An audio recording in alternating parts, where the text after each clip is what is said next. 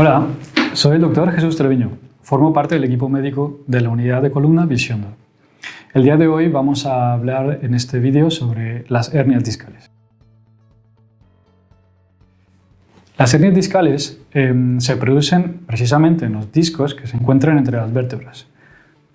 Los segmentos que más se mueven de la columna son el cervical y el lumbar y es por lo tanto los sitios más frecuentes que producen los síntomas, pero también se pueden encontrar a nivel dorsal. Los discos tienen dos partes, la parte interna, que es el núcleo pulposo, y la parte externa que le rodea, que se llama anillo fibroso. Tienen una cualidad que es la de amortiguar y favorecer el movimiento de las vértebras, de los segmentos, para que sea todo un conjunto, y los discos están preparados precisamente para recibir esos impactos.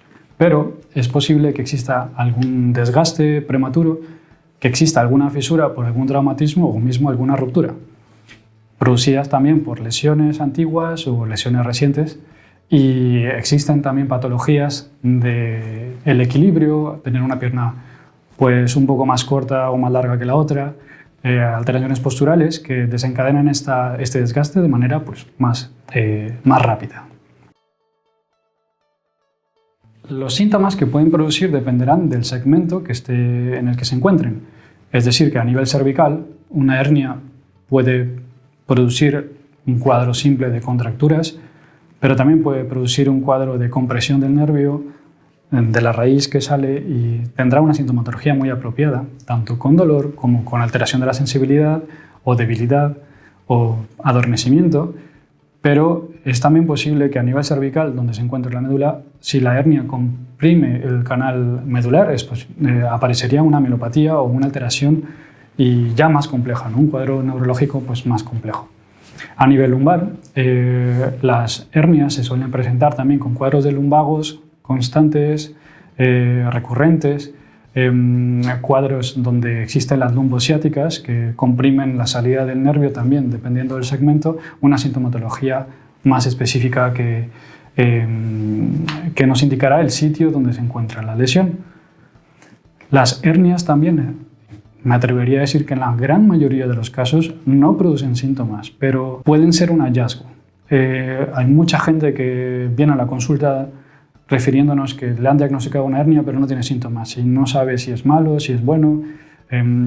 Las hernias pueden cursar de manera asintomática o pueden realmente aparecer en un periodo breve, dando síntomas, y uno pues, lo puede atribuir al estrés, lo puede atribuir a malas posturas o algún esfuerzo que hizo, un reposo 3-4 días, y entonces al encontrar mejoría no haber hecho un diagnóstico.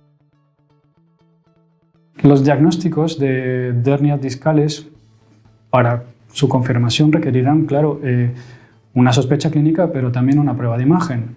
Y la mejor prueba de imagen para realizar, por su facilidad y comodidad, sería una resonancia magnética. No todos los pacientes son candidatos, desafortunadamente, pero también existen otras pruebas de imagen que nos harán, junto con la sospecha clínica, pues, confirmar el diagnóstico, como podría ser una radiografía. Si es, por ejemplo, a nivel cervical, será muy fácil porque pues, nos toman la placa así de pie, pero a nivel lumbar sería necesario pues, realizar una radiografía estando en bipedestación, o sea, de pie, para ver si ha habido una alteración de la altura de los discos, que, claro, no quiere decir tampoco que esas alteraciones de la altura nos diagnostiquen una hernia, pero sí, si tenemos una sospecha clínica y vemos una alteración en una placa, podremos casi siempre justificarla. Hay otras pruebas, por ejemplo, la TAC, la tomografía axial computarizada, o la discografía. Desafortunadamente, estas pruebas conllevan el riesgo de la radiación.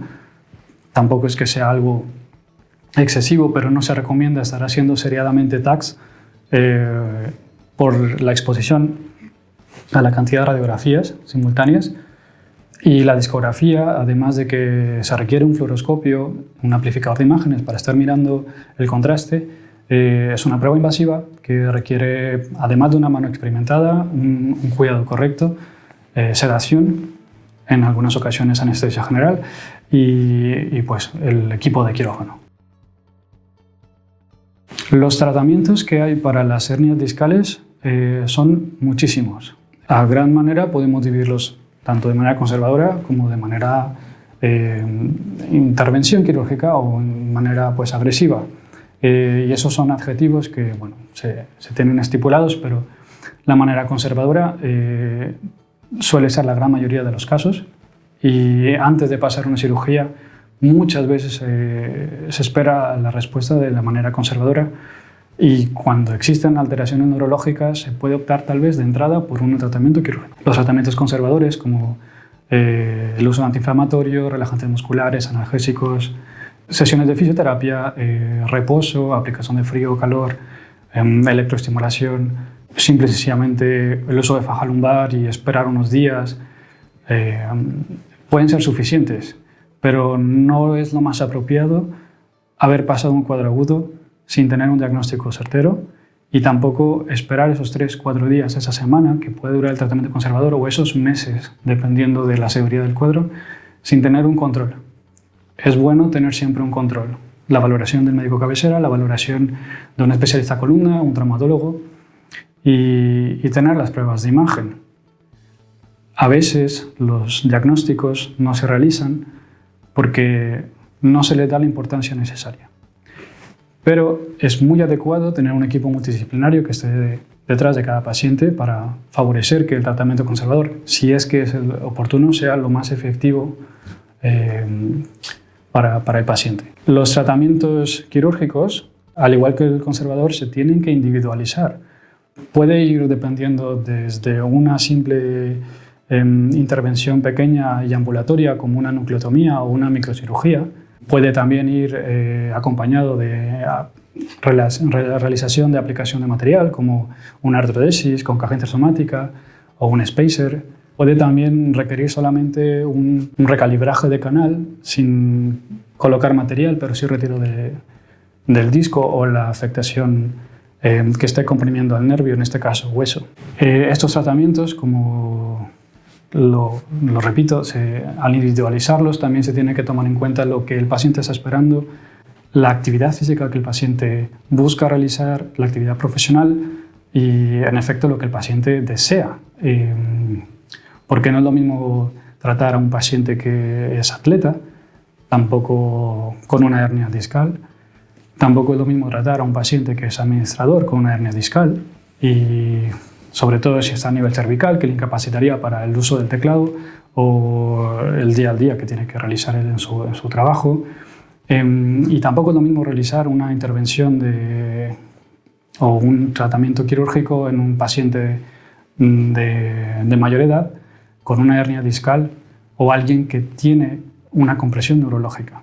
Siempre se recomienda la valoración de un equipo multidisciplinario, en este caso un equipo que esté compuesto de algún médico que pueda valorar las patologías asociadas que el paciente tiene, la valoración nutricional, un correcto uso de fisioterapia para valorar el uso de tratamiento conservador, esfuerzos, cambios de postura, fortalecimiento muscular y, evidentemente, el equipo quirúrgico, si es necesario una valoración quirúrgica que sepa elegir cuál es la que más beneficio aportaría al paciente. Si va a ser una vía anterior, va a ser una vía lateral, una vía posterior y el riesgo que representaría una intervención quirúrgica. Como conclusión, las hernias de disco, que si bien se pueden presentar de manera asintomática, cuando producen síntomas hay que buscar un tratamiento. La mejor manera de buscar un tratamiento es realizando un buen diagnóstico, porque un mal diagnóstico va a llevar directamente a un fracaso del tratamiento. Los tratamientos quirúrgicos tienen sus limitaciones y no se proponen de entrada, salvo que exista un riesgo neurológico. Pero el tratamiento conservador también tiene su limitación y tiene sus protocolos. No está bien tampoco dejar de largo un tratamiento con antiinflamatorios sin encontrar una mejoría y tampoco sin tener un control de parte del médico cabecera o de parte del equipo quirúrgico de unidad, de columna o de subespecialidad. Espero que este vídeo haya sido de su agrado. Vamos a continuar realizando vídeos de la patología que solemos ver más frecuente aquí en nuestra consulta.